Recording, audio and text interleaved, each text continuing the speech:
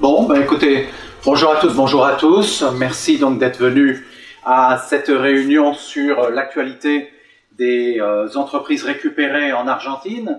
On a voulu profiter de la venue en France de Carlos Martinez, qui est membre de la faculté, membre fondateur de la faculté ouverte de Buenos Aires, qui est une structure universitaire d'appui aux entreprises reprises par les travailleurs en Argentine, qui existe, qui s'est créée au lendemain de 2002, de la crise de 2001-2002, et qui publie régulièrement, qui a fait à la fois du support sur, par rapport aux entreprises récupérées, qui en même temps publie régulièrement différents rapports. Alors cette réunion est organisée par l'association Autogestion. Je me présente, Benoît Boritz, je suis un des cofondateurs et animateurs de cette association qui existe depuis maintenant 2011. Donc la vocation de cette association, c'est de promouvoir l'autogestion en revisitant les expériences passées d'autogestion, en parlant de ce qui se fait en termes d'actualité en autogestion. Je dirais, et là, on est tout à fait dans ce rôle aujourd'hui, dans cette soirée, et puis en même temps, de débattre de l'autogestion en tant que futur, en tant que perspective politique, ce que nous appelons, nous, l'autogestion généralisée. Voilà, je ne vais pas en dire plus, donc je vais laisser la parole à Carlos, qui va nous exposer la situation des entreprises récupérées. Je précise que nous avons traduit un livre de Andrés Ruggieri, qui est un autre fondateur de Facultad Abierta d'Argentine, qui donc est l'organisation de support de nombre d'entreprises récupérées en Argentine. Il a été publié en 2015, donc c'est un rapport 2014 qui est assez... Alors, l'UBA produit des rapports à peu près tous les ans, donc il va nous en parler, et celui-là nous permet d'avoir, je dirais, une espèce de vision longue des entreprises récupérées argentines depuis le début jusqu'à à peu près l'année 2014, et je crois que Carlos Martinez va nous actualiser notre connaissance avec ce qui s'est passé récemment, et bien entendu, je dirais, la présence d'un gouvernement ultra-conservateur en Argentine, celui de Mauricio Macri, qui, bien entendu, n'a certainement pas dû aider les entreprises récupérées argentines, mais on en a un petit peu échangé juste avant, et tu m'as dit que ça n'a pas empêché de nouvelles entreprises émerger. Donc, je ne vais pas en dire plus, et je te laisse la parole, Carlos. Alors, Carlos va s'exprimer en espagnol, et Pablo assurera la traduction, pas simultanée, mais en différé. Donc, on espère que ça se passera pour le mieux. Voilà. Carlos, la parole est à toi. Ah, merci, merci. Bueno, ante todo, muy agradecido a Benoit y a la asociación de poder... Je vous remercie à Benoit et à l'association por poder compartir este momento con ustedes. Pour partager ce moment avec tous. Y mi idea hoy es explicar un poco los comienzos del proceso de autogestión en la Argentina, en este último periodo, de las empresas recuperadas. Exprimer les processus de autogestión de la Argentina, en ce periodo. Y finalmente exponer un poco la actualidad de estas experiencias, ¿no? Et ensuite, parler sur l'actualité de cette expérience en Argentine. Entonces, para ponernos un poco en foco, en atención a cómo se dio este proceso, poner del axe central de ese proceso, es importante decir que este proceso es hijo de una crisis profunda en la Argentina. Ce proceso se défile d'une crise très grave en Argentina, que es la crisis de diciembre, o que se expresa en diciembre del 2001. Que c'est la crise de 2001, dans le mois de décembre. Pero que en realidad es una crisis anterior a esa fecha, es una crisis que comienza con la dictadura militar en Argentina. Mais en réalité, c'est une crise qui a commencé déjà avec la dictature en Argentine. La dictadura de 1976. ¿No? De 1976. Este es el comienzo de un proceso neoliberal. Ça, c'est le début d'un processus néolibéral que 25 años después termina en los acontecimientos, en la crisis del 2001. ¿No? Que après de 25 ans, ce processus a fini avec la crise de 2001. Son 25 años de destrucción del aparato productivo de la Argentina, ¿no? De empobrecimiento. C'est 25 ans de construction, de détruire le système productif de l'Argentine. De generar una gran cantidad de pobres, de pobreza en la población. Que aumenté la pauvreté en Argentina. Y todo ese largo proceso termina en un país en el 2001 prácticamente quebrado y prácticamente con una economía en bancarrota. Ce processus a terminé avec une économie cassée. Cassée. Entonces, en ese momento las cifras de la pobreza llegan a extremos intolerables, 60% de pobreza, 30% de desocupación, o sea, una situación social muy, muy complicada. Alors, ce processus a produit la croissance de la pauvreté, 60% de pauvres et 30% de desocupación, de chômage. Toda esta situación genera una crisis política, ¿no? Toda esta situación ha creado una situación política que se expresa en el 2001 con la caída del gobierno del presidente de la Rúa. Que a terminé avec la chute del presidente de la Rúa. En ese momento empiezan a aparecer, no en ese momento, pero se empiezan a expresar públicamente diversos movimientos de protesta en Argentina. En ese periodo aparecen des mouvements sociaux en Argentina. Sí, se expresan, digamos, públicamente. Oui, las manifestaciones públicas de toda la emergencia de ese nuevo movimiento social. Las empresas recuperadas son una respuesta del movimiento obrero ante la falta de trabajo y ante el cierre de las fábricas que dejaba sin posibilidades a los obreros y a las obreras. Las entreprises récupérées son une manifestation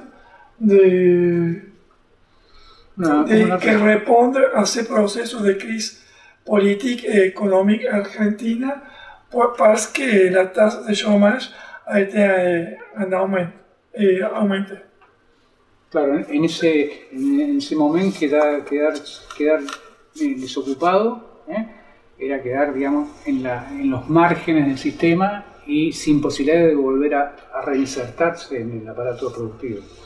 En ce moment, tous les travailleurs qui ont passé le chômage, a été très difficile de retourner au système de travail, au sistema productivo. Entonces la toma de las fábricas y el comienzo del proceso de autogestión tiene que ver con esa realidad. Alors, las entreprises récupérées c'est lié a esa realidad.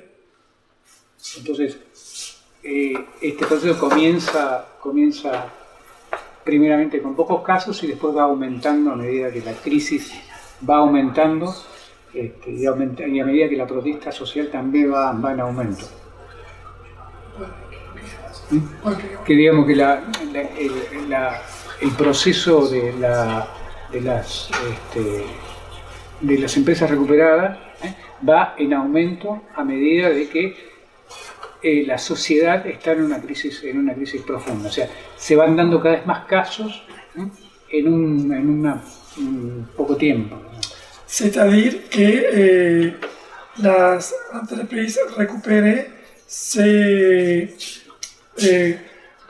lié à la réalité sociale et de plus il y a une croissance de cette entreprise récupérée accord à la problématique sociale de l'Argentine. Claro.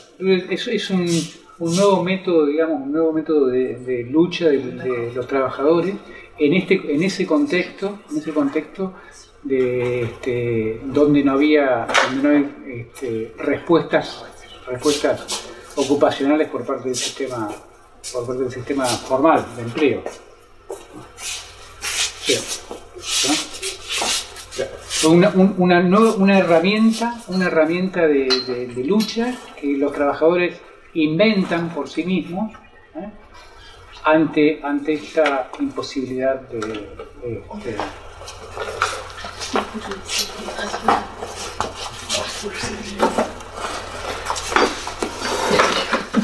Bon, donc changement de traductrice, donc on va poursuivre, voilà, et puis on rechangera au fur et à mesure pour se reposer tout simplement. On a plusieurs amis disponibles aujourd'hui dans la salle pour traduire, donc voilà. Merci a toi, allons-y. Entonces, ese es el contexto de surgimiento de estas experiencias, ¿no? En un momento de profunda crisis donde hay que reinventar la lucha de esos trabajadores, ¿no? Hay que poner de nuevo en foco. C'est le contexte, donc voilà un peu le contexte dans lequel sont apparues ces expériences, où il s'agissait un peu de réinventer les formes de lutte, une nouvelle forme de lutte. El año 2001, esos años de importante conflicto social, ¿no? Estas experiencias eran acompañadas por otros movimientos sociales que apoyaban, digamos, la toma de las usinas, la toma de las fábricas.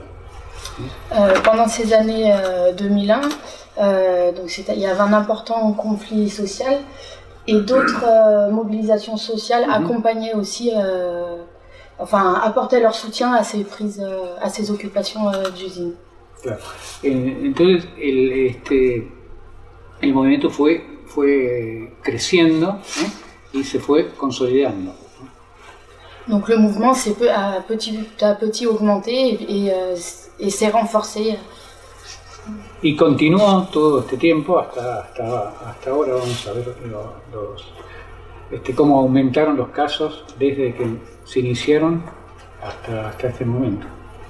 Voilà, donc jusqu'à aujourd'hui, les cas d'occupation d'usines n'ont cessé d'augmenter. Et c'est ce qu'on va voir maintenant. Entonces, este nuevo proceso de toma de fábrica y de autogestión en la Argentina genera una situación que no había existido nunca en nuestro país, ¿no? En la Argentina. Ce processus d'occupation et d'autogestion mis en place dans les usines est vraiment un processus novateur qui n'avait jamais existé en Argentine jusqu'à ces années-là. No porque el cooperativismo fuese algo novedoso, pero sí este tipo de cooperativas autogestionadas sí conformaron una novedad y son una novedad en este momento. Le coopérativisme existait déjà, bien sûr, mais cette forme de coopérativisme autogéré est une réelle nouveauté dans le pays. Entonces hay esa puerta que se abre para los trabajadores y las trabajadoras en ese momento, es una herramienta que puede continuar poniéndose en práctica en diferentes contextos. Ce mouvement a ouvert une nouvelle porte pour les travailleurs et les travailleuses et est inspirant pour d'autres luttes dans d'autres contextes. Nosotros comenzamos, me refiero a nuestro programa en la facultad a investigar este proceso en esos años, en el año 2000, ¿no? 2001. Y fuimos haciendo distintos relevamientos, encuestas, para ver cómo iba la situation, cómo se iba consolidando. Voilà, donc ils ont monté un programme à la faculté pour suivre ses occupations et voir comment mener des enquêtes au fur et à mesure et voir comment elles se développaient et comment le mouvement augmentait.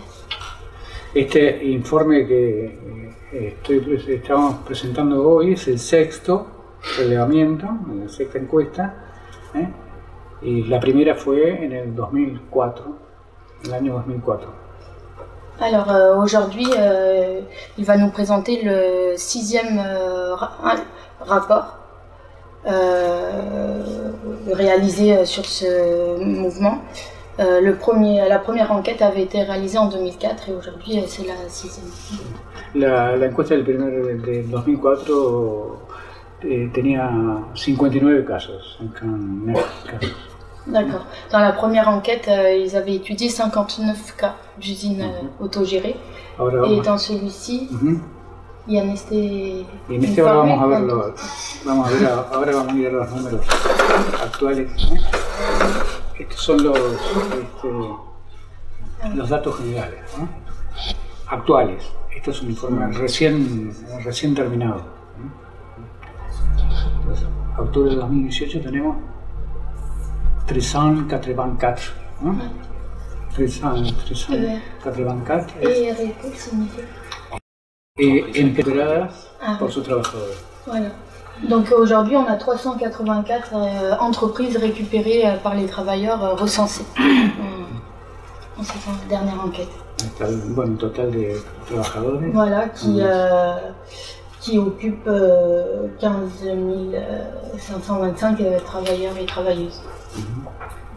Et depuis 2015, entre 2015 et 2018, il y a eu 37 nouvelles entreprises récupérées. Acá estamos tomando las nuevas empresas a partir desde diciembre del 2015, porque es la fecha de asunción del gobierno de Macri, del gobierno actual. Pourquoi 2015? Parce que c'est la date où a été élu le gouvernement actuel. Donc voilà, depuis la prise, depuis ce changement de gouvernement, on a eu 37 nouvelles entreprises. Que es un gobierno que vuelve, digamos, a desarrollar una política neoliberal de ataque al sistema productivo nacional. D'accord. Et donc c'est un gouvernement qui développe un programme néolibéral et qui ne cesse d'attaquer le système productif.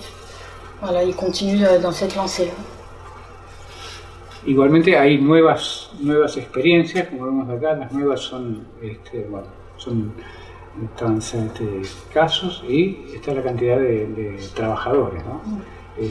Y tenemos la diferencia de trabajadores entre el relevamiento anterior, o sea, entre el quinto relevamiento y el actual, que son en cantidad de trabajadores, en cantidad de empresas, digamos. Voilà, la dernière ligne, c'est la quantité de nouvelles entreprises récupérées par les travailleurs depuis le dernier rapport. Le dernier rapport en 2016 et dans le nouveau, il y a... Bueno, esto es un repaso por todos los rubros productivos, ¿no? Metalúrgicas, alimenticias, que son una gran cantidad de rubros. Y la distribución de acuerdo al país, ¿no? O sea, los casos, la mayor cantidad de los casos se concentran en la zona de la Ville de Buenos Aires y la provincia de Buenos Aires, y después hay casos en todas las provincias. Voilà, dans ce tableau, on peut voir la répartition des entreprises autogérées selon les provinces et on voit que la majorité de ces entreprises se concentre à Buenos Aires et alentour, voilà, mais il y en a dans tout le pays. Sí, también hubo otras cuestiones interesantes para destacar, que cuando comienza el movimiento, en los años, en la crisis, generalmente eran fábricas gráficas, metalúrgicas. Ese era el perfil productivo de las empresas recuperadas. Au début du mouvement de récupération d'usines, c'était surtout des usines de métallurgie, de textile. C'était ce secteur, ce type de secteur classique de l'industrie. Luego eso se va abriendo a otros sectores de servicios. Hay hoteles, colegios, bueno, muchas alimenticias también. O sea, el total de rubros se va abriendo. Voilà, et petit à petit, ce mouvement s'est étendu à d'autres secteurs, plus de services, du secteur tertiaire, donc l'hôtellerie, voilà, petit à petit ça est différent. Claro, que acá en este cuadro están los sectores que actualmente están perdiendo con la actual situación económica están sufriendo mayores pérdidas de trabajadores. La construcción, la metalúrgica, las gráficas. Voilà, ça c'est les secteurs qui aujourd'hui connaissent les plus grosses pertes en termes de travailleurs. Voilà, donc les secteurs de la construction, la métallurgie et graphique, c'est... La chaîne graphique, bien en français. L'imprimerie, voilà. Oui, mais on parle de chaîne graphique aussi. Oui, d'accord. Voilà. Les industries graphiques. Les industries graphiques, d'accord. Il n'y a pas de micro? De micro? C'est parce que on entend très mal. Ce que je dis? Non. Compagnie. Ah, il n'y a pas de micro. Il n'y a pas de micro. Je ne sais pas faire marcher. Je vais essayer. Ah, ouais. Non.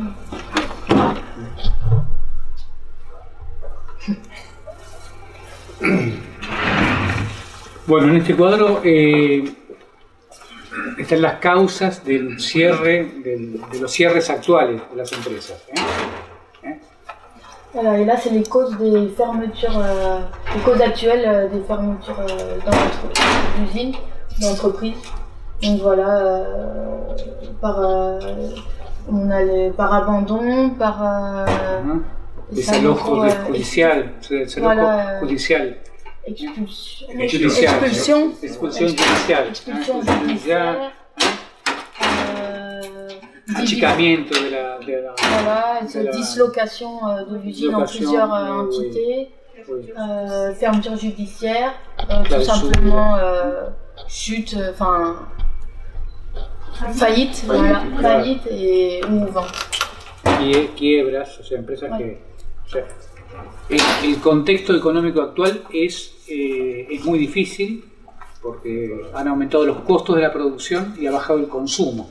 Voilà. Le contexte de production actuel est très difficile parce que les coûts de production ont augmenté alors que la consommation baisse drastiquement. Es una situación muy complicada para cualquier empresa que se dedique al mercado interno argentino. Voilà, donc c'est une situation très compliquée aujourd'hui en Argentine pour les entreprises dont les débouchés sont destinés au marché intérieur national.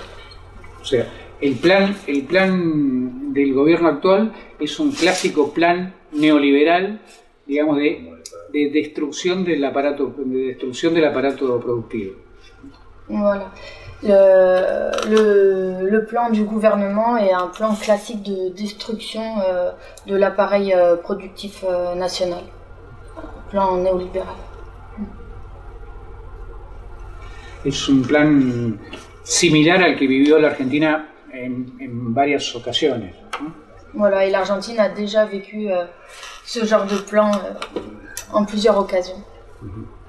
Bueno, estos son los últimos datos más que son los más actualizados,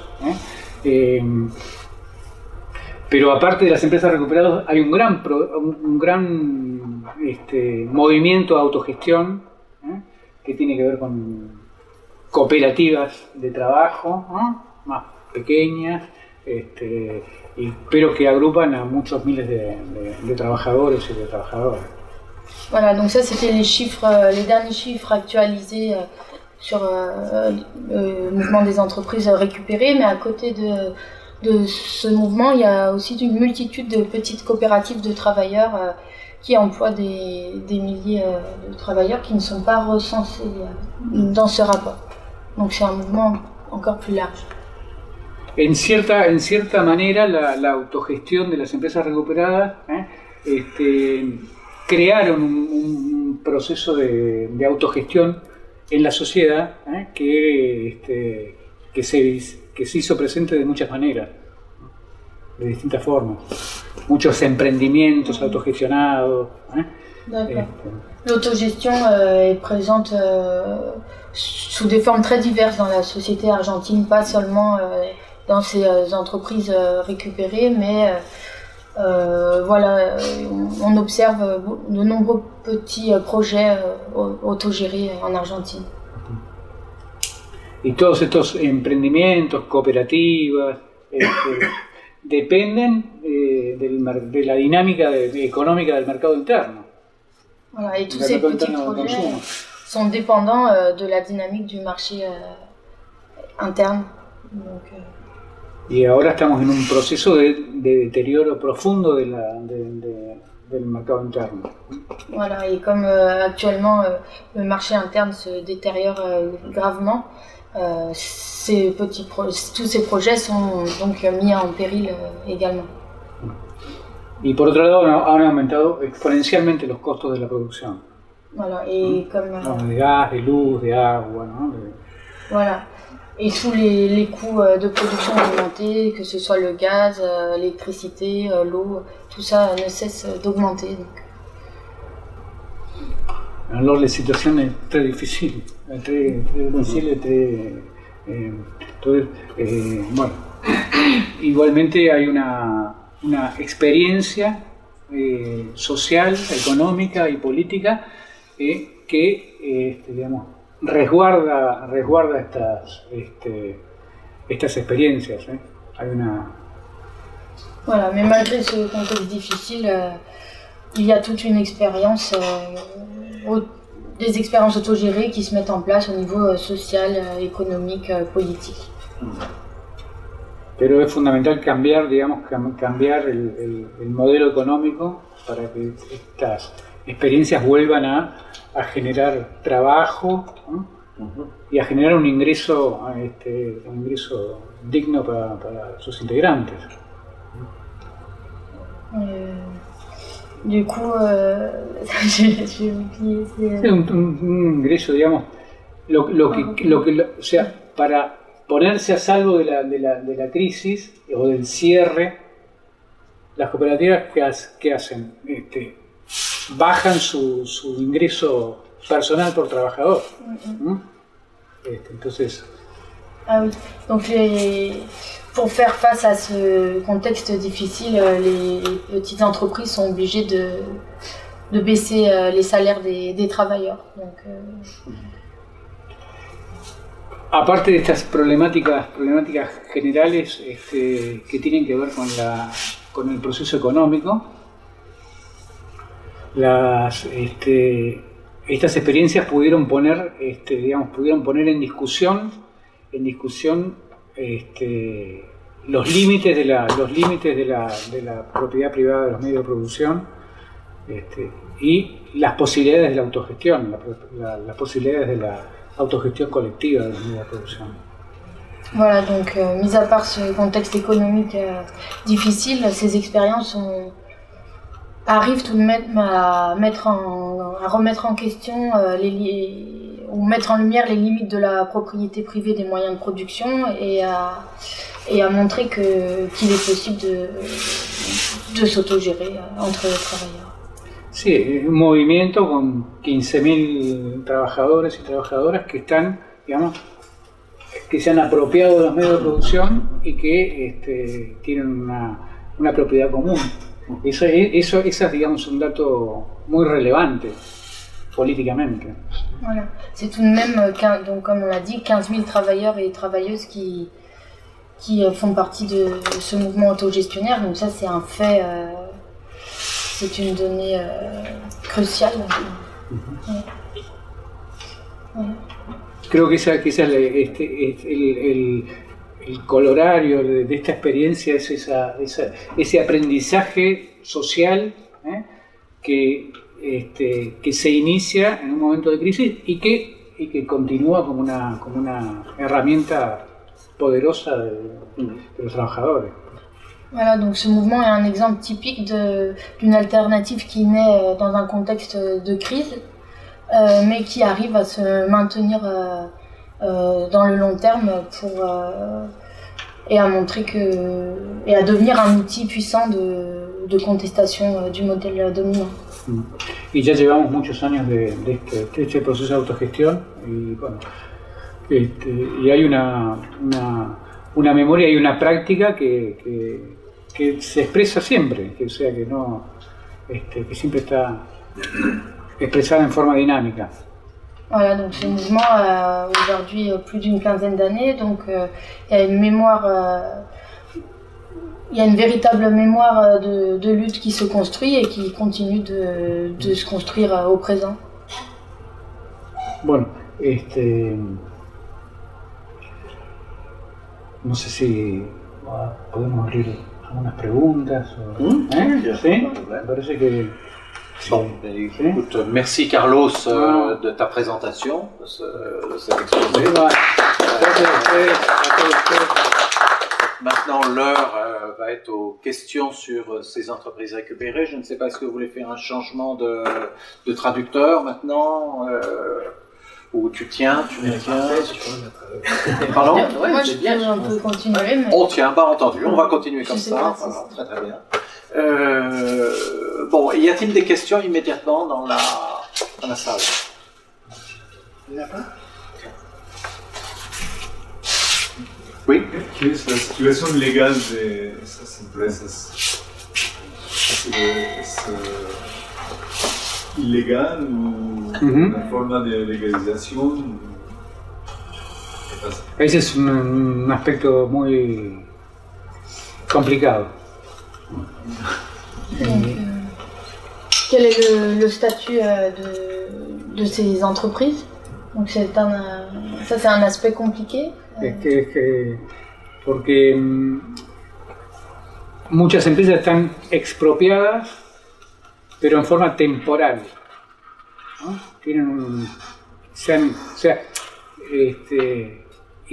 pero no están definitivamente expropiadas a favor de los trabajadores. Están expropiados por una cantidad de tiempo, que tienen vencimientos, entonces hay que volver a reactualizar esas expropiaciones. Ah oui. Beaucoup de ces entreprises ont été expropriées par les travailleurs, mais pour une durée déterminée. Donc il y a tout un processus pour après réexproprier. Claro. Y esa es una situación que depende de la dinámica política,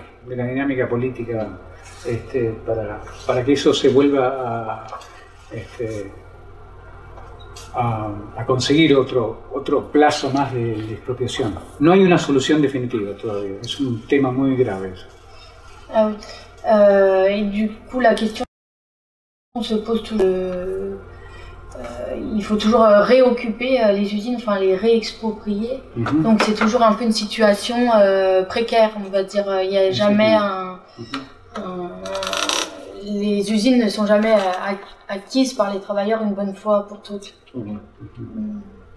Oui, alors je peux peut-être donner on a des cas. Un exemple. Oui, voilà, je vais donner un exemple. L'hôtel Barwen, par exemple, c'est une entreprise qui est un hôtel qui est occupé par ses salariés et qui n'a jamais été légalisé, qui n'est toujours pas légalisé aujourd'hui.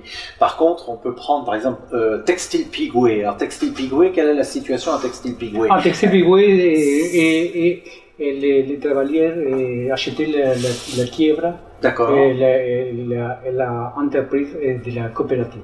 Donc ça, c'est finalisé, ça fonctionne. C'est finalisé. Est-ce qu'on peut avoir une idée dans toutes les entreprises récupérées en pourcentage de quelles sont celles qui sont légalisées définitivement, de celles qui ne le sont pas du tout, comme Barwen, et puis ce que tu as appelé une zone grise? Est-ce que tu peux nous donner une grande idée?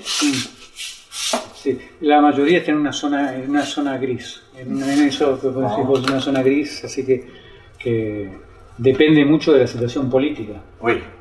Oui, alors le gouvernement Macri est moins favorable. El gobierno Macri ya desalojó algunas fábricas. La majorité de ces usines sont dans une zone incertaine, précaire. Voilà, si certaines ont réussi à racheter le fonds, enfin à racheter les entreprises, d'autres occupent de manière illégale depuis des années. Donc la majorité sont quand même avec un statut précaire et incertain. D'autres questions, oui? Trois petites questions. Bon. D'abord, quelle est l'attitude des syndicats par rapport à ces phénomènes? Ensuite, est-ce qu'ils ont accès au crédit bancaire? Le banque prête?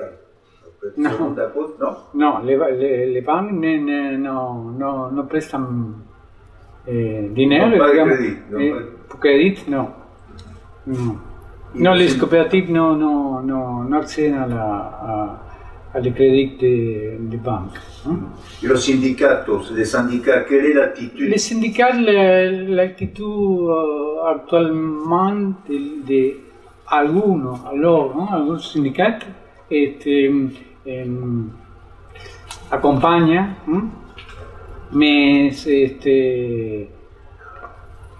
no todos, no todos. Il y a syndicats qui les graphistes, algún sindicat métallurgique, algún sindicat de la alimentación, pero al principio, digamos, al principio apoyaban muy poco. Cuando se expresan, hay una tensión entre el cooperativismo y el sindicalismo que es histórica. Donc la question c'était quelle est l'attitude des syndicats par rapport à ces expériences. Donc aujourd'hui certains appuient ces expériences, donc plutôt dans le secteur de la métallurgie, de l'imprimerie et de l'alimentation. Mais leur soutien est venu plus tard. Au début de la lutte, ils n'ont pas pris parti directement pour ces initiatives populaires. Il y a une tension historique entre le coopérativisme et le syndicalisme aussi en Argentine. Voilà. Et par rapport à l'accès au crédit bancaire, apparemment les banques ne prêtent pas aux coopératives. À propos des banques, no hay coopératives de ahorro, d'épargne, de crédit. Sí, de crédit. Coopératives. No hay. Alors, parlez en français peut-être pour nos auditeurs. Non, est-ce qu'il y a des coopératives des coopératives de crédit? Y a-t-il des coopératives d'épargne et de crédit qui existent? Et est-ce qu'elles auraient un rôle vis-à-vis des entreprises récupérées? La Argentina tenía un fuerte movimiento de cooperativas de crédito, pero eso lo desarmó la reforma financiera de la dictadura militar. La dictadura militar hizo una reforma financiera que que desarmó todas esas pequeñas cajas de créditos que había. Il existait en Argentine un fort mouvement coopératif de crédit, enfin plein de petites coopératives de crédit, mais la dictature militaire a fait une réforme financière qui a complètement détruit cela, et donc aujourd'hui ça n'existe plus. Aujourd'hui, il y a une grande banque coopérative qui s'appelle Credit Coop, pero que no puede apoyar, bueno, a todo el movimiento. Es un banco muy estricto con las normas. Pues no apoyo. Porque el problema de estas empresas que están, digamos, tienen problemas de tipo de caja, de financieros, ¿no? Entonces no es interesante prestarles plata. Es un riesgo, digamos, ¿no? Il existe quand même une grande banque coopérative en Argentine, le Credit Coop. Voilà. Credit Coop, mais qui ne prête pas aux petites coopératives autogérées parce que ça représente aujourd'hui un risque trop important de prêter à ces entreprises qui sont très dépendantes du contexte política y económica. Sí, estas pequeñas cooperativas hace muchos años atrás estaban atendidas por esas cajas de crédito locales, ¿no? Pero al tener que desarmarse eso, quedaron sin financiamiento. Era muy importante el sistema de crédito local cooperativo en Argentina, muy importante, muy extendido, muy importante. Avant la réforme financière, les caisses de crédit locales étaient très répandues en Argentine. Vraiment, c'était un mouvement très important en Argentine, les petites caisses coopératives de crédit. Voilà. La dictadura militar lo que hizo fue poner regulaciones bancarias donde para que un banco, para funcionar financieramente, el banco tenía que tener mucho capital.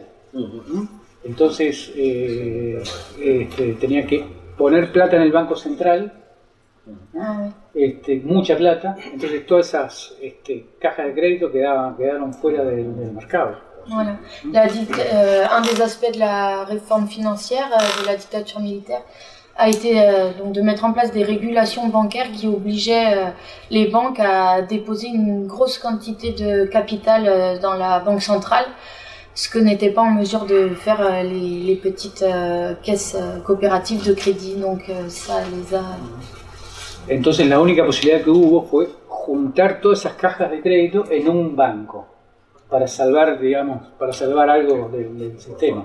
Voilà, donc la seule possibilité qui est restée a été de se constituer de se constituer en une seule banque coopérative, le Credit Coop. C'est l'origine du Credit Coop. C'est l'origine du Credit Coop, il émane de ces caisses locales. Al estilo de cooperativa. Claro, porque era la única manera de salvar las cajas de crédito. C'était la seule façon de sauver, entre guillemets, ces petites caisses. Es que en Uruguay yo sé que hay una cierta cantidad de empresas recuperadas y ¿tiene usted alguna información sobre ese tema? En Uruguay hay un movimiento importante y están muy bien las empresas porque en el gobierno de Mujica se hizo un fondo económico importante para el funcionamiento de las empresas. Alors en Uruguay, il existe aussi de nombreuses entreprises autogérées. mais qui sont dans une situation, la situation leur est plus favorable parce que le gouvernement de Mujica a mis en place un fonds spécifique destiné à soutenir ces coopératives. Donc c'est un contexte politique totalement différent. Jenny. Oui, est-ce que ces entreprises sont séparées ou est-ce qu'elles se réunissent? Est-ce qu'elles ont des structures de liaison? Et est-ce que les citoyens sont impliqués dans ce mouvement? Les usagers?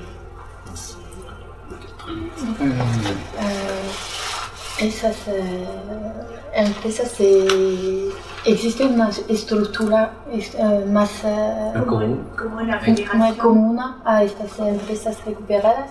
¿Como una forma de organización? Sí, existen varias agrupaciones de empresas recuperadas. En el 2001 había un solo agrupamiento, después se fue dividiendo y ahora sí, pero hay varias agrupaciones. Alors oui, il existe des regroupements de différentes entreprises autogérées. Voilà, il y en avait qu'un en 2001 et petit à petit, voilà, il y a eu plusieurs. Voilà, elles se regroupent et alors peut-être l'autre question. Si les gens s'impliquent. Los ciudadanos se implican en este movimiento.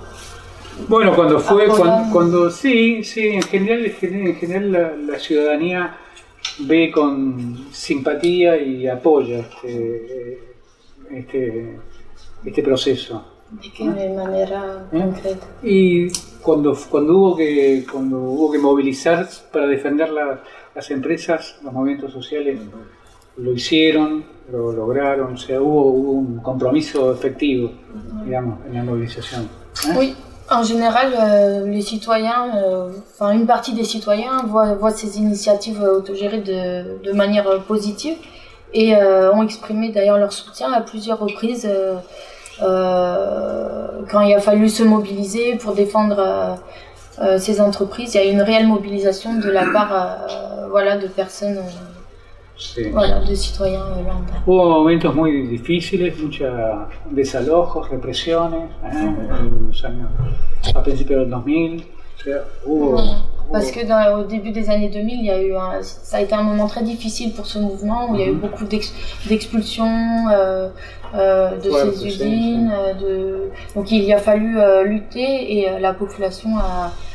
une partie de la population a répondu présente. Sí, y muchas se pudieron volver a retomar justamente por el apoyo popular, ¿no? de las organizaciones fundamentalmente. Voilà, et donc certaines ont pu continuer, ont pu dépasser ce moment de crise grâce au soutien populaire d'autres organisations, d'autres associations. Il y a une entreprise qui, je crois, est ouverte avec des ateliers culturels, théâtre, c'est IMPA, non? Sí, peut-être tu peux nous en parler comme lien avec la population. Las empresas recuperadas hicieron desde sus inicios una actitud de fábrica o empresa abierta a la comunidad. Voilà, il existe une entreprise... enfin, plusieurs peut-être entreprises ouvertes à la population. Claro. Hay, en las empresas actualmente hay colegios, colegios secundarios, colegios secundarios, en algunas hay radios, en otras hay centros culturales, IMPA por ejemplo.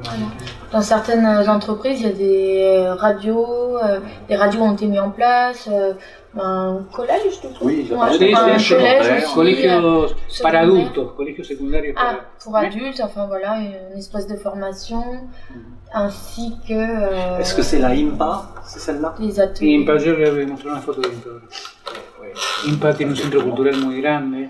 Voilà, un centre culturel aussi dans une des usines. Muy importante en su momento. Dans le même outil, est-ce que les usagers quand il s'agit d'entreprises qui ont des usagers, est-ce qu'ils ont un droit de regard ou pas du tout dans la gestion? Y los ciudadanos tienen un derecho a decidir en las empresas o solamente los trabajadores? No, los trabajadores, los socios. Los socios. O a participar a la gestión. O a decidir o participar a la gestión. No, solo los trabajadores. No, solo los trabajadores asociados. No, Esta solo es una fábrica emblemática, metalúrgica, una de las más importantes. Voilà, ça c'est une des entreprises les plus importantes du secteur de la métallurgie. En la ville de Buenos Aires,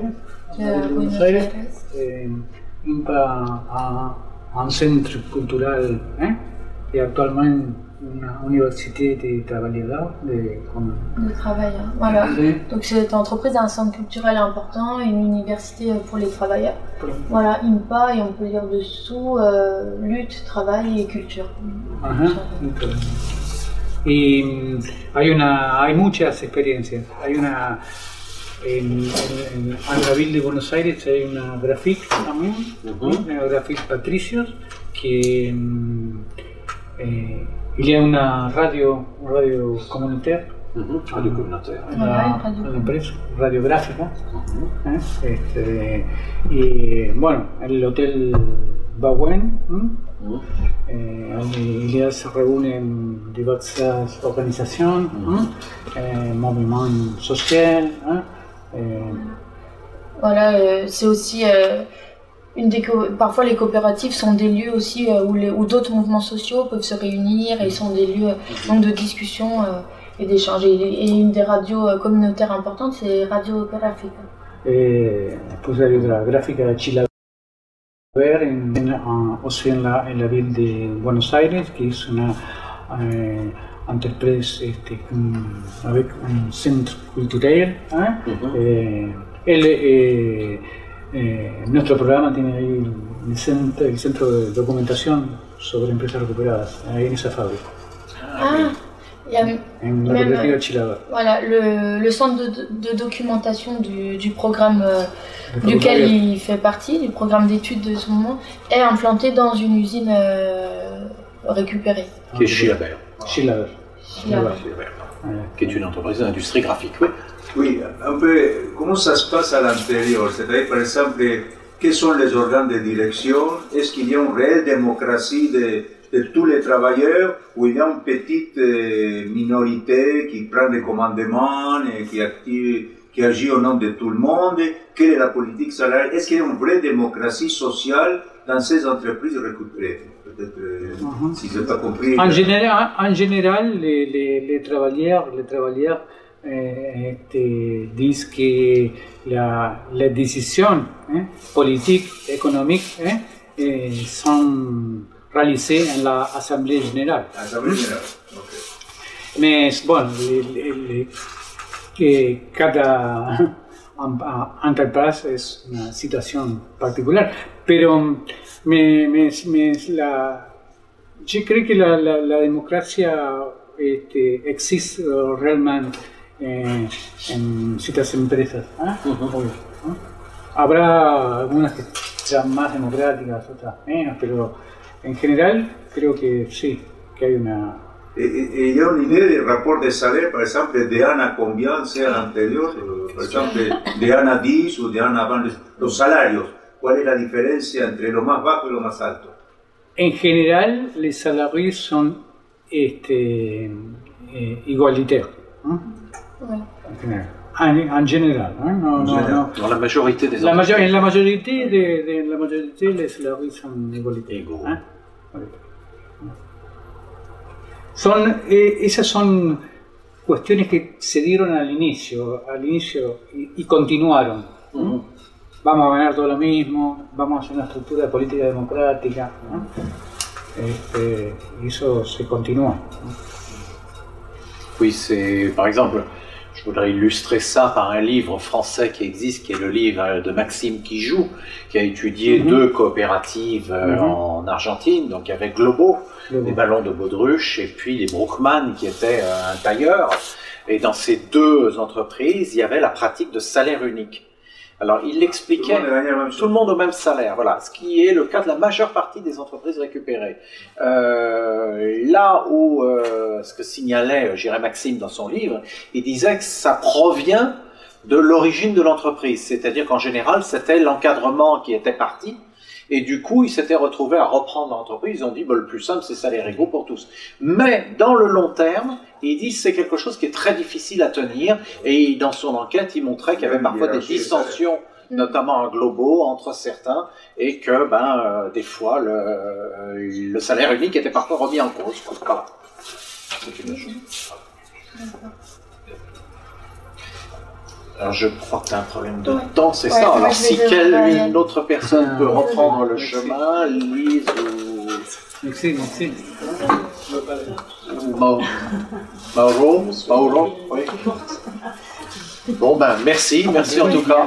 Merci de l'introduction. Donc nous allons avoir Mauro maintenant pour la traduction. Merci.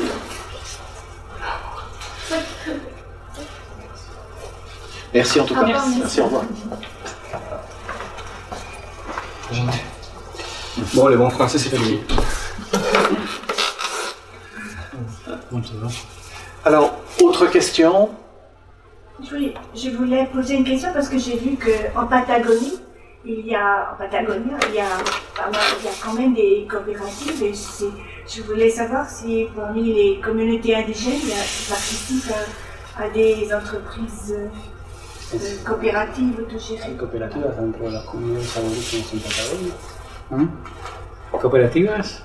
Sí, hay cooperativas en Patagonia. Ah, en Patagonia. En las comunidades aborígenes. No, las comunidades aborígenes tienen otras formas previas al cooperativismo de gestión colectiva.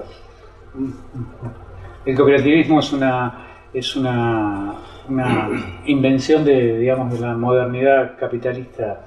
Las comunidades aborígenes tienen otras formas de autogestión, pero que son previas a la coopérative.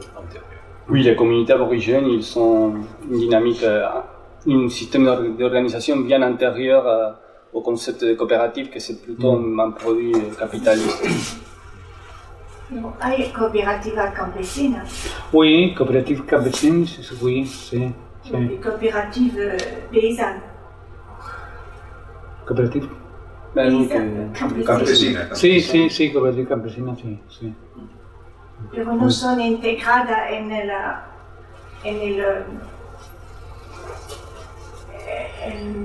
¿cómo se dice? En français? Oui, elles ne sont pas intégrées dans les rapports, dans le rapport qui a été fait. Están incluidas en este informe. No.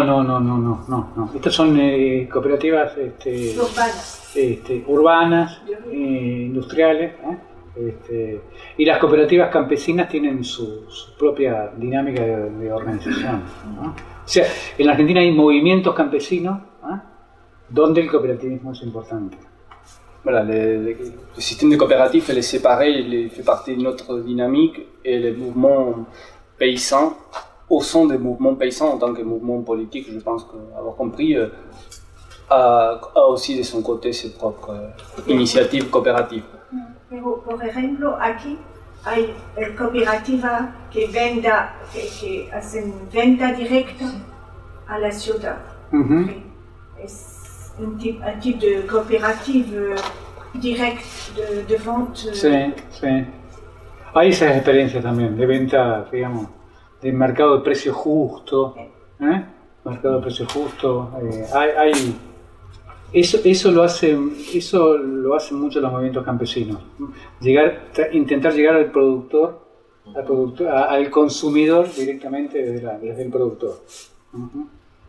Oui, ça fait plutôt partie des coopératives ou des systèmes mis en place au sein des mouvements paysans, de casser l'intermédiaire et aller directement vendre directement aux citoyens, aux destinataires.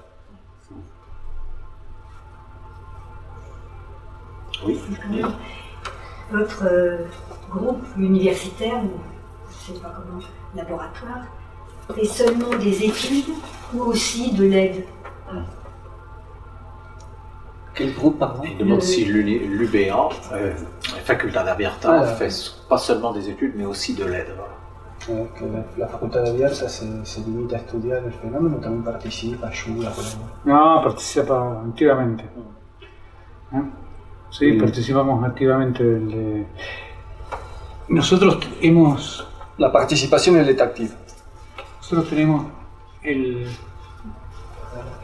tenemos un encuentro internacional. No sé si se va a poner en marcha el proyecto. Alors, aucun signal, je l'ai mis. C'est pas bueno. No, ça revient, hay ça un revient, encuentro, ça revient. hay un encuentro internacional que iniciamos hace muchos años, en 2007. Bueno, esto está dicho en francés. Bueno, en francés. La Dimensión Internacional del Movimiento de la Sociedad. Estos son los encuentros internacionales que hicimos hasta este momento. El plan de France pour l'écran.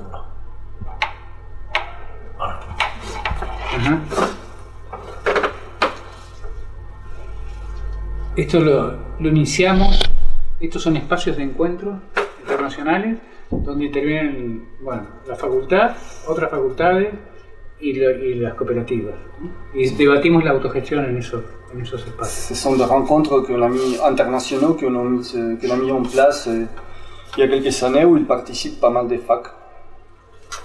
Le prochaine année se réaliserait en Milan. Alors oui, alors je vais compléter ce qui est dit là. Effectivement, Facultad Abierta a lancé les rencontres internationales d'économie des travailleurs qui se déroulent une fois tous les 2 ans au niveau international.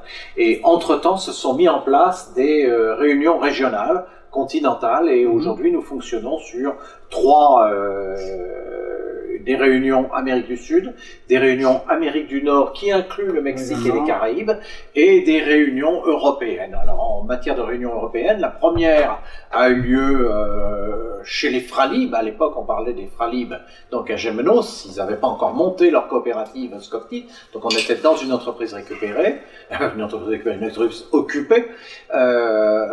Donc elle a eu lieu, si je ne dis pas de bêtises, je crois en 2014, c'est ça. La suivante s'est déroulée en Europe, à Thessalonique, en 2016. S'est déroulée à Thessalonique, dans l'entreprise Viomé, qui produit aujourd'hui des produits ménagers. Et la prochaine va se dérouler à Milan, dans l'entreprise Rimaflo, qui est une ancienne entreprise industrielle de l'industrie automobile, qui aujourd'hui est diversifiée dans de nombreux secteurs. Je dirais qu'ils font plus beaucoup de métallurgie, c'est plus tellement le sujet, mais ils sont diversifiés dans le secteur. Donc prochaine rencontre européenne, normalement elle aurait dû avoir lieu en 2017, mais pour toute une série de raisons elle est un petit peu décalée. Elle aura lieu du 12 au 14 avril 2019. On a le bilan de ces réunions? Un bilan, non, on a des comptes rendus. Voilà, je crois que le grand débat de toutes ces réunions, c'est on se rend compte, je crois que c'est quelque chose qui est extrêmement riche pour connaître ce qui se passe ailleurs, échanger je dirais à la fois des solutions, des idées, de ce genre de choses, débattre politiquement. C'est vrai qu'il y a un grand débat sur qu'est-ce que nous faisons entre 2 réunions. Et alors je prends un exemple, nos camarades italiens par exemple pour la prochaine réunion prévoient un petit peu d'avoir des textes politiques de fond à débattre, donc nous allons voir comment ça va se passer, mais c'est vrai qu'il y a une demande très très claire pour une continuité de ce mouvement entre différentes réunions. Voilà. J'ai participé les premières de novembre, première 2, 3 et 4 de novembre de la région sud-américaine, en Santiago de Chile. Bueno, y ahí se discute, digamos, la problemática de la autogestión, ¿no? Un debate. La question des fonds qui est discutée, c'est toujours l'autogestion. Et est-ce que chaque entreprise fait un bilan tous les ans de son fonctionnement? pourrait être d'ailleurs en train de discuter. Non, enfin, vous parlez dans le cadre de ces réunions. Non, de chaque entreprise. De chaque entreprise. Comment ça fonctionne? Alors, on va plutôt revenir sur l'Argentine. Dans ce cas-là, demander à Carlos. Peut-être que tu peux traduire. Ah, tu l'as déjà traduit. D'accord. Formidable. Alors, Carlos. Sí, sí, las empresas tienen la obligación, digamos, legal también de tener un balance anual que tienen que presentar ante los organismos de control. Y bueno, y eso obviamente se discute en cada cooperativa, ¿no? El tema économique. Et en tant qu'entreprise, ils ont même une obligation légale de rendre compte de ces activités. C'était peut-être pas le sens de la question, je pense. C'était... En fait, je crois que la question est plus sur la question du fonctionnement de ces différentes entreprises récupérées. Comment fonctionnent-elles? Est-ce qu'au-delà des obligations légales, qu'est-ce qu'elles font en termes de rencontres, en termes d'assemblée générale, de réflexion sur l'avenir de l'entreprise? Comment ça se déroule? Est-ce que tu as une idée de ce genre de pratiques, des pratiques? Toutes les empresas récupérées sont légalement coopératives de travail. Coopératives de travail. Entonces, elles sont régulées par une institution de l'État. L'État à la PC de balance, l'Assemblée, l'annual. Malgré le fait qu'elles soient dans les zones grises, finalement, elles ont quand même cette obligation. Ah, oui. Mais en fait, la zone... Peut-être avant, parce qu'ils sont... Plutôt, il avait expliqué que quand une entreprise elle a reconnu, peut-être c'est au niveau judiciaire qu'elle a reconnu temporellement. Voilà. Donc il y a un dossier qui doit être, il y a un délai qu'il faut respecter et un statut qu'il faut renouveler temporellement. Donc c'est ça la zone grise, c'est légal pour l'instant. Ils ont l'autorisation à continuer à exister peut-être pour l'histoire. Et dans ces cadres-là où ils vont continuer à avoir une activité légale d'entreprise, légalement on va être en coopérative, mais après tous les au niveau des contrôles, des gestions et des comptes rendus à l'État, ça va être comme une autre entreprise.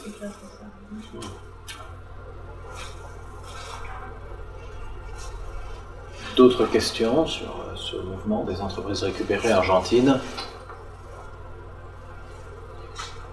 Moi j'ai envie de poser une question à Carlos.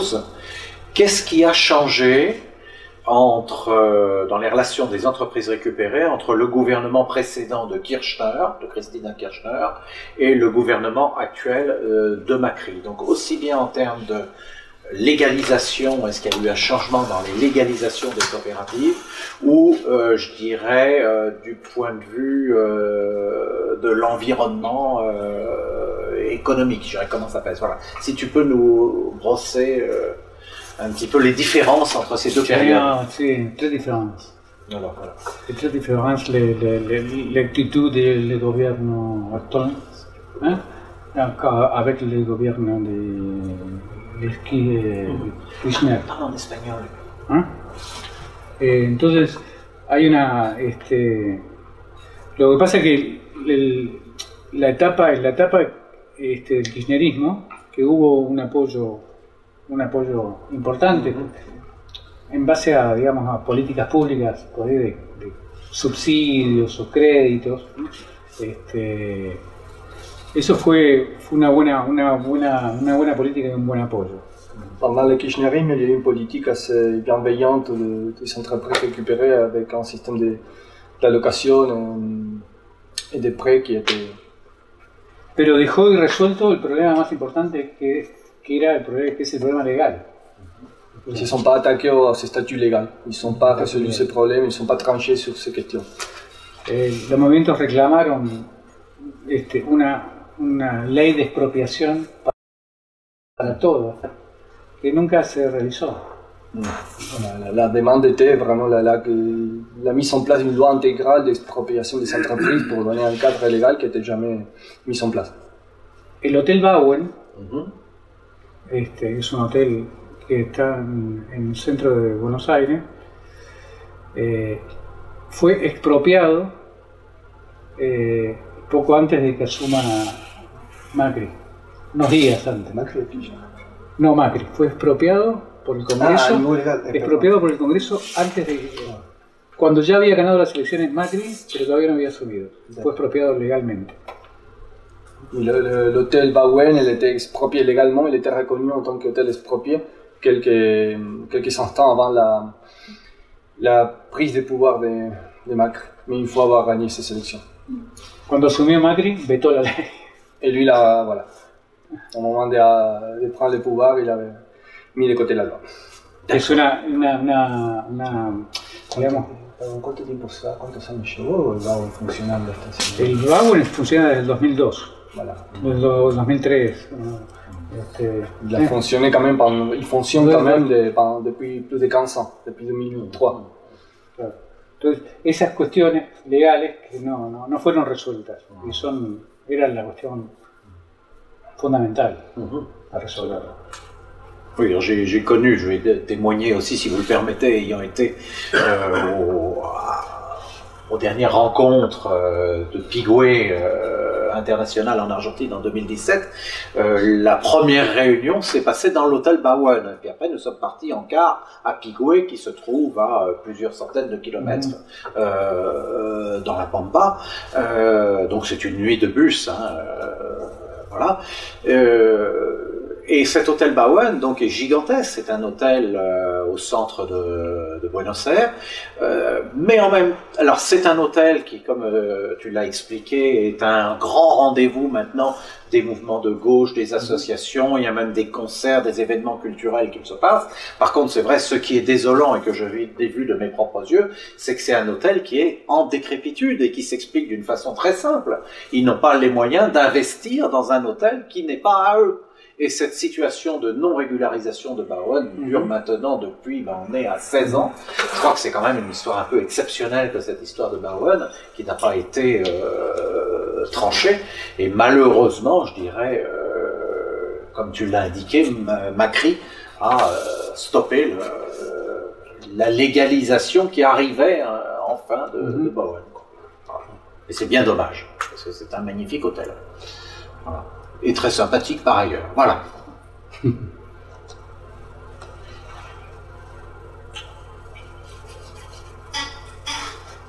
D'autres questions? Donc il y a nécessité d'avoir des recours juridiques maintenant plus fréquents. Necesita, las empresas recuperadas necesitan tener recursos jurídicos frecuentes entonces para seguir funcionando. Sí, sí. Es una pelea legal y política. ¿Y costosa? No, costosa no es política, costosa económicamente no es políticamente difícil. Depende mucho de las circunstancias políticas. Por eso cuando hay una circunstancia política favorable hay que aprovecharla. Cuando no se aprovecha ese tiempo es difícil. Ahora estamos en un momento más complicado que antes.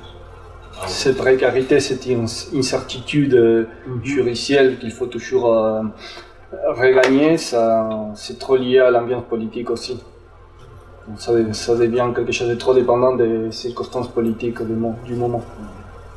Est-ce qu'il y a eu des régularisations dans la période Macri? Est-ce que c'est régularisé durant la période Macri? Non. C'est fini. Non. Il n'y en a plus. Non.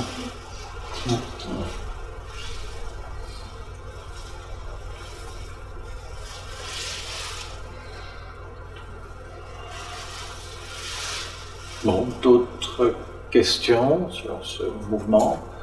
Est-ce que les médias argentins parlent de ces expériences de façon...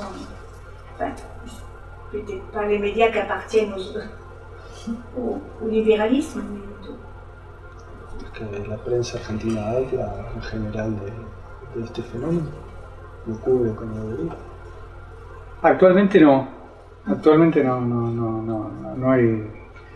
hay noticias sobre este fenómeno. En su momento sí, cuando surgió, pero en este momento no hay noticias. Pas trop maintenant, plutôt avant quand il était naissant, quand il naissait, il était récent, mais pas maintenant.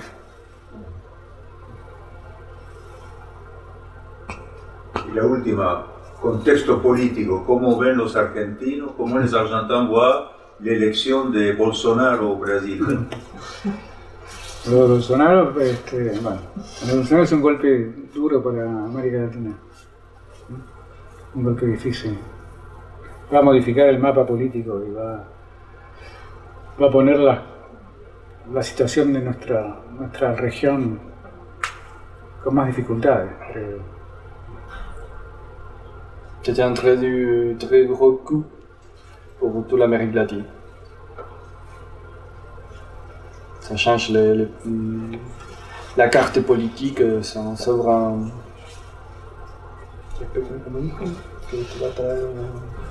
Sí, yo creo que va a traer una complicación al desarrollo de las políticas en nuestra parte del continente.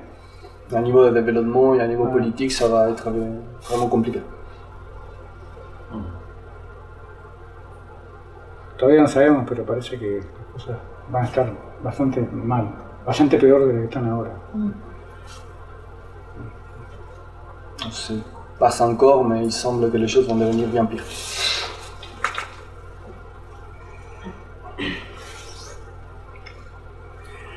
En Chile, la democracia que tienen pendant 3-4 années, elle a développé un système coopératif dans la campagne, dans la pêche et aussi dans les mines. Ce qui a donné un fort impulso a las organizaciones que se han creado por región.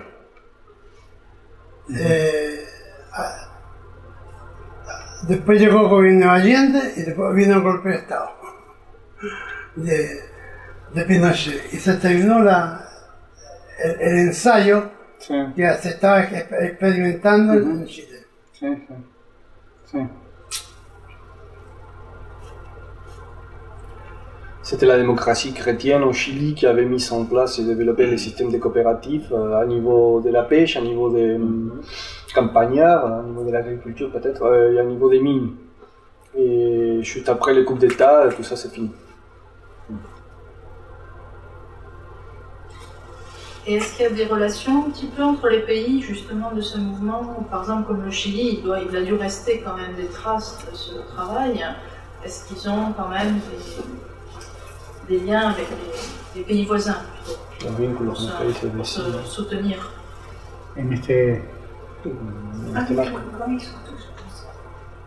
Los vínculos de la empresa, digamos. Sí, existen vínculos entre los movimientos. Sí, existen vínculos, sí.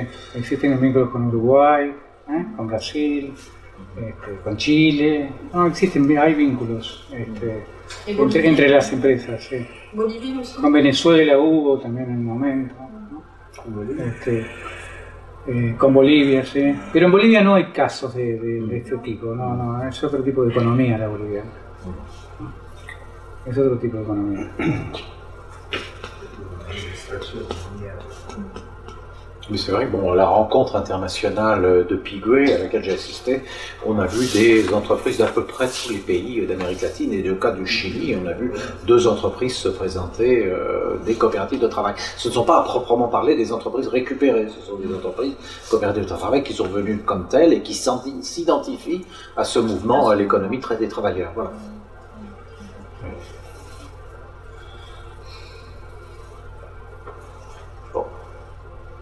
Et en France?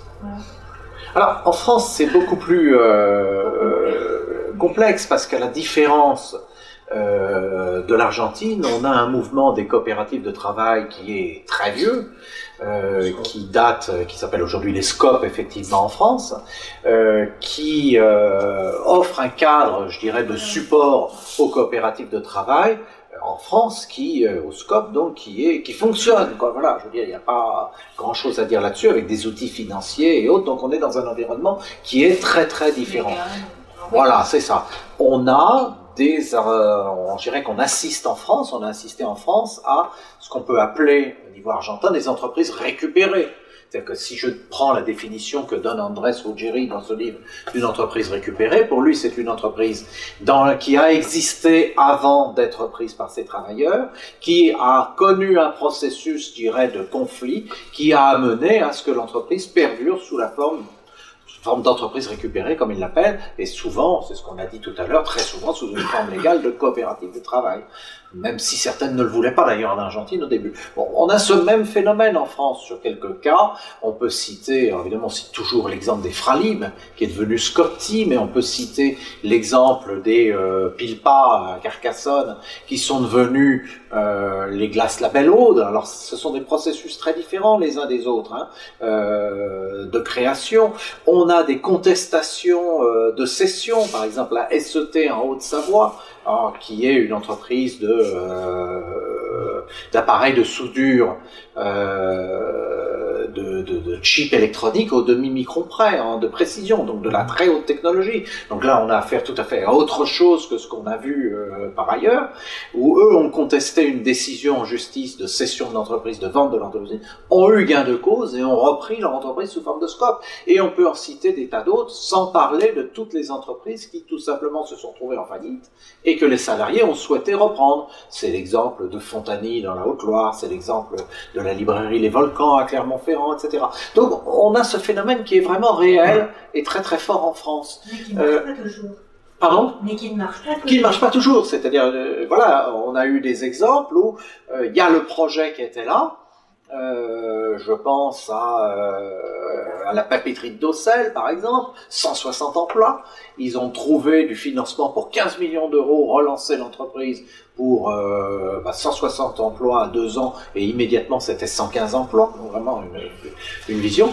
Et il y a eu vraiment un lâchage du gouvernement à l'époque là-dessus, l'exécutif n'a absolument pas écouté, et le groupe finlandais qui détenait cette papeterie a souhaité ne pas vendre, ne pas céder l'entreprise, les murs, l'appareil, et puis a laissé cette entreprise pourrir. C'est-à-dire qu'aujourd'hui, la papeterie n'existe plus.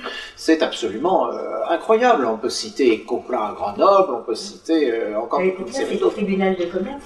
Et là, c'est le tribunal de commerce qui a littéralement refusé, qui a fait une cession à un groupe italien et a maintenu cette cession. Et ils n'ont jamais pu casser cette cession, à l'inverse des gens de la SET en Haute-Savoie qu'on a cité tout à l'heure. Donc c'est un mouvement.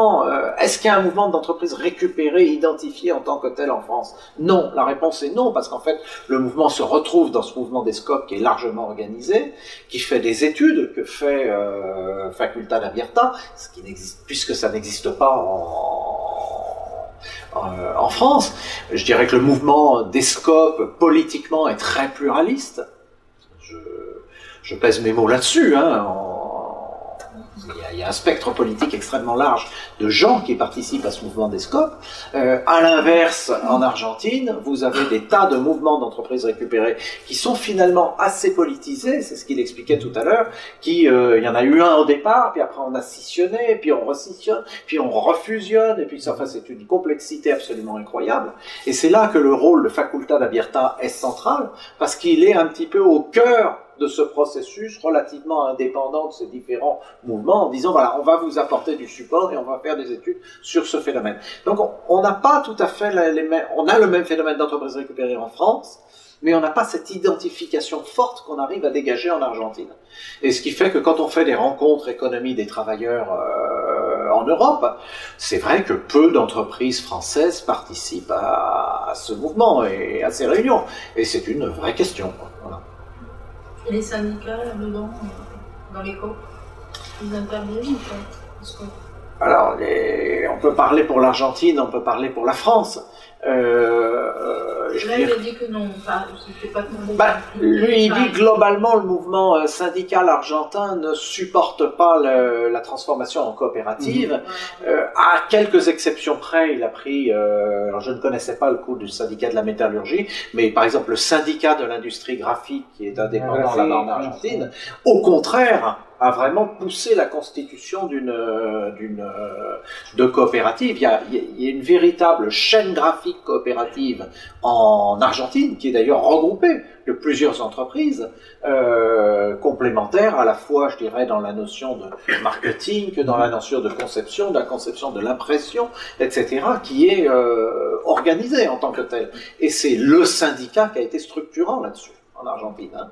En France, on est dans une situation qui est très différente, dans laquelle, je dirais que, en règle générale, ce sont des sections CGT, qui sont à l'initiative de ces reprises d'entreprises par les salariés. Bon, c'est le cas Fralib, c'est le cas Pilpa, c'est le cas Librairie des Volcans, et on a des cas où ce sont des non-syndiqués, ou parfois l'encadrement, le cas de Fontani, des non-syndiqués SET, etc. Donc c'est, voilà, il n'y a pas de, et il n'y a pas de position, enfin moi c'est toujours un petit peu, je dirais que la seule organisation syndicale française qui dit qu'il y a un objectif d'appropriation des entreprises, c'est quelque part l'Union syndicale solidaire, qui l'affiche de plus en plus en tant que telle. Du côté CGT, ils sont plus dans une position de dire si les salariés sont prêts à reprendre leur entreprise en scope, alors nous y sommes favorables. C'est-à-dire, on n'en fait pas, ce n'est pas un objectif stratégique, quoi, faut être clair. Voilà. Mais ce sont souvent des sections CGT qui sont à l'œuvre dans ces reprises d'entreprise.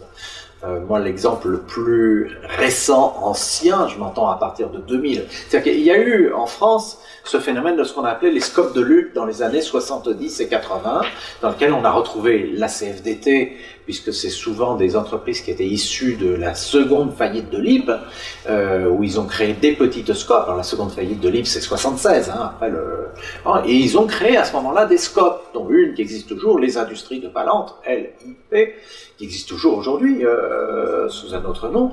Voilà, on a eu le phénomène de Manufrance, qui a donné naissance à, on appelait ça une scope de lutte, donc, et on retrouvait, bon là c'était la CFDT, Manufrance c'était plutôt la CGT, mais c'est vrai qu'à partir, après ça s'est un peu calmé, cette période, on a connu la période des années 90, et pour moi, il y a 2004 qui est assez important avec la reprise de Serralep dans la Drôme. Et là, c'est une section CGT qui est à l'initiative de cette reprise. C'est un fabricant d'isolateurs électriques de haute tension, en verre, enfin c'est pas du verre, c'est de la céramique. De la céramique, une très très belle entreprise qui a été reprise depuis 2004 et qui fonctionne très très bien. Et on voit qu'à partir de là, c'est surtout des sections CGT qui sont à l'initiative. Merci.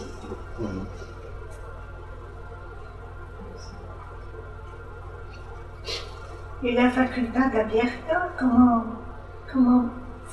se finance-t-il pour exister? Financiamiento de la facultad. La facultad abierta es un programa de la Facultad de Filosofía y Letras de la Universidad de Buenos Aires y tiene algunos cargos rentados, tiene algunos cargos que financia la facultad. No muchos, pero algunos.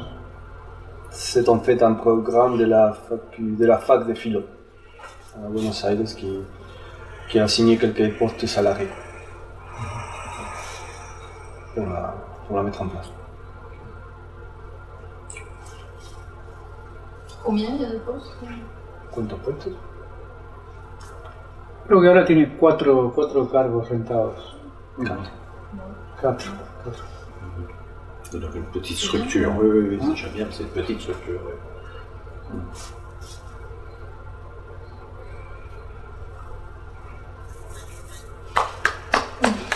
Voilà. Si pas d'autres questions et que vous avez envie d'applaudir. Merci. Bon, merci Carlos d'être venu.